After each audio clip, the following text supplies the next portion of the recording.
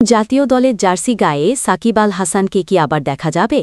Global super লিগে Dubai ক্যাপিটালসের হয়ে দুর্দান্ত পারফরম্যান্সের পর থেকেই এই প্রশ্নটি আবার আলোচনায় উঠে এসেছে। এমন পরিস্থিতিতে বাংলাদেশ ক্রিকেট বোর্ড সভাপতি আমিনুল ইসলাম জানালেন, এ বিষয়ে সাকিবের সঙ্গে কথা বলে সিদ্ধান্ত নেওয়া হবে। শুক্রবার সন্ধ্যায় এক অনুষ্ঠানে বিসিবি সভাপতি বলেন, সাকিব তো অ্যাভেলেবল ক্রিকেটার, তিনি তো এখনও সব ধরনের খেলা থেকে অবসর নেননি। তার সঙ্গে কথা বলবো, কথা বলার পরই সিদ্ধান্ত নেওয়া হবে। তবে আমিনুল এও স্বীকার করেন, বিসিবি সভাপতির দায়িত্ব নেওয়ার পর সাকিবের সঙ্গে তার সরাসরি যোগাযোগ হয়নি। গত বছর আগস্টে আওয়ামী লীগ সরকার পতনের পর দেশে ফিরতে পারেননি সাকিব। যদিও ওই বছরের অক্টোবরেই ভারতের বিপক্ষে টেস্ট সিরিজে খেলেন তিনি।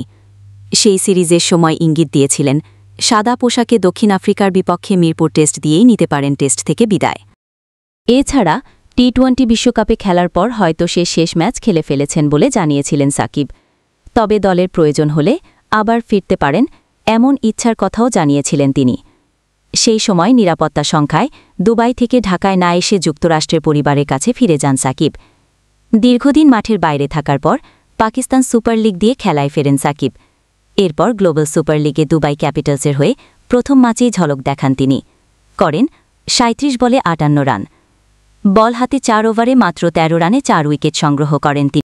তবে পরের ২ ম্যাচে সেই পারফরম্যান্সের ধারাবাহিকতা রাখতে পারেননি।